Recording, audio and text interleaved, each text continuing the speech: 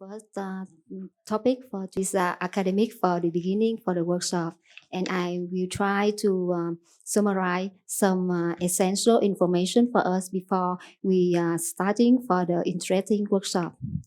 Yes, my content of the topic including four parts, and at first one I focus on the cerebrovascular anatomy.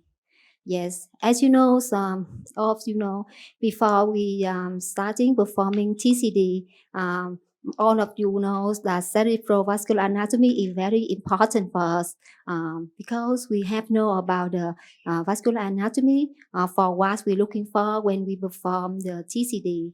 And as you can see at the bottom of the image, the uh, the aortic arch give rising for the anterior and posterior circulation, and the common carotid arteries that arise from the brachial cephalic trunks at the right side, and on the left side, the common carotid arteries arise from the outer trunk, and the common carotid arteries they bifurcate into the external carotid arteries that arches in the neck, and the internal carotid artery that ascend to the brain. And the two vertebral arteries arise from the subclavian arteries, and that's supply for the posterior circulation. As all of you know, all of us know about the circle of Willis. That's go first describe. As all of you know, that's the circle of Willis. That's go first described by the Sir Thomas Willis in 1664. Yes, that's include five components. The terminal ICA, that's internal carotid artery, the anterior cerebral artery, the anterior communicating artery, the posterior communicating arteries, and the posterior cerebral artery. You can see the middle cerebral artery, the longest one here, but in fact it not belong to the circle of Willis. And this is the circle of Willis on the lateral view. You can see the first branch, the first intracranial branch of the internal carotid artery. That's the ophthalmic arteries. It's very important for us to know because this artery we can access via the ophthalmic window when we perform the TCD. And this is the anterior posterior views, including the anterior circulation. You can see the internal carotid artery bilateral. And this is the vertebral basilar system and posterior circulation on the posterior view. You can see the vertebral artery bilaterally, and the basilar arteries when it's bifurcated into the posterior cerebral artery. Almost people have the intact circle of Willis, but some of the population have the variant, and there are many the anatomic variant.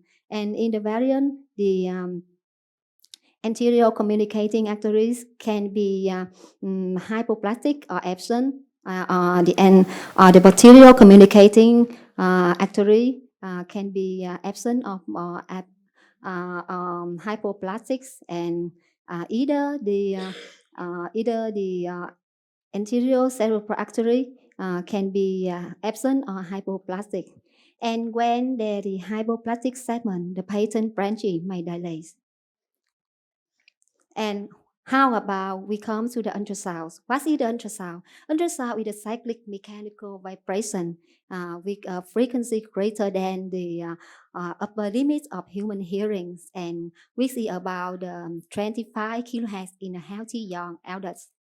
And about the you can see the transducer in the pulse wave Doppler. In the pulse wave Doppler, the transmitter will transmit the in the pulse wave Doppler. After the transmit the ultrasounds, the crystals switches to the mode that will receiving the reflected ultrasounds. But in the continuous wave Doppler, the detect each object but in the continuous wave mode. The transmitter and receiver crystal are different. And when the energies of the Dopplers travel to the body tissues, it will decrease the energy. And this image shows us about the behavior of ultrasound as acoustic boundary. You can see the transmission, the reflection, the refraction, and the scattering.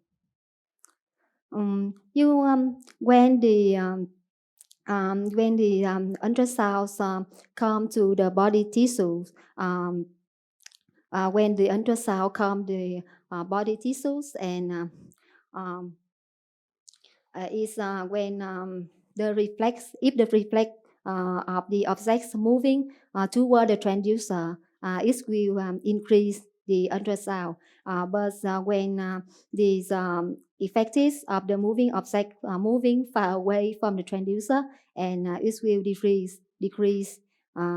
You can see the velocities. Flow velocities. This is the way to calculate the velocity with the Doppler effects. And this image shows us about the modes of ultrasound in imaging, with the B modes, duplex modes, and about the imaging with color Doppler and power Doppler. And this is show us about some components, common components of the indices we use in the ultrasound. You can see the peak of stolic, and this is the end of diastolic, and the beginning of this of the diastolic and diacrotic nodes. Yes, and I show you about the common index we use in the ultrasounds to calculate the mean flow velocity and the PI, the pulsatility index. I will come to the transcranial Dopplers.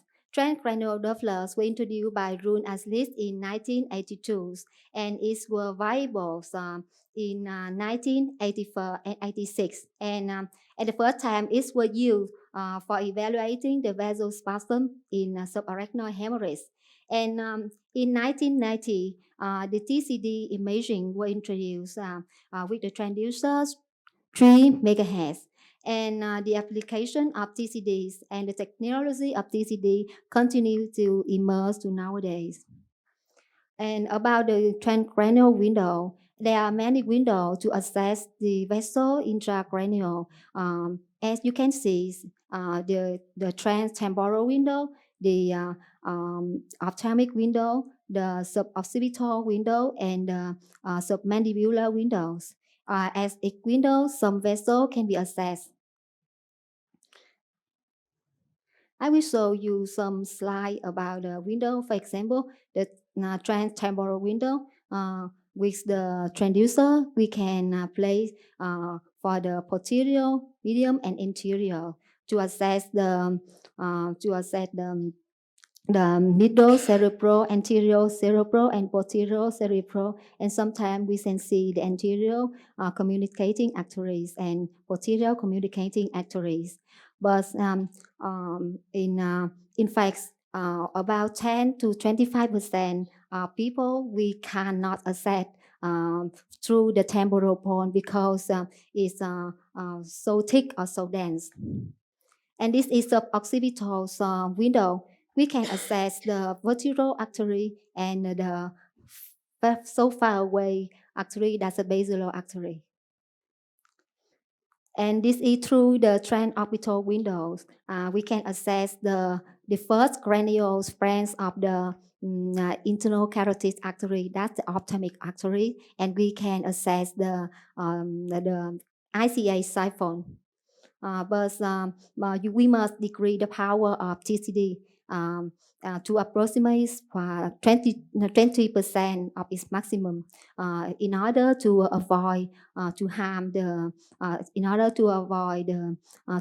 retina. And this is the submandibular window. We can assess the ICA. And after we perform the transcranial Doppler, the one of the most mm, uh, common problem that sometimes we make confused that identify the vessel. How can we identify the vessel when perform TCD?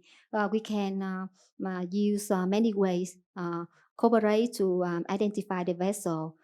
For example, to the window, with window we play to assess the vessel, the depth of the sample volume, the flow of direction, the probe angle, and the way we trace the vessel, the idea, audible signal we can hear about the waveform of the vessel we assess.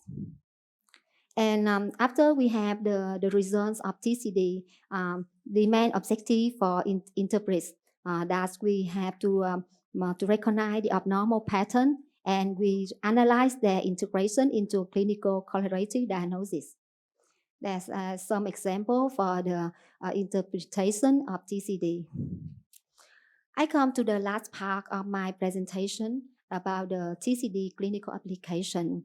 In pediatrics, they use TCD for assess for in the sickle cell disease, but in the elders, especially in neurology, we almost use TCD in the stroke.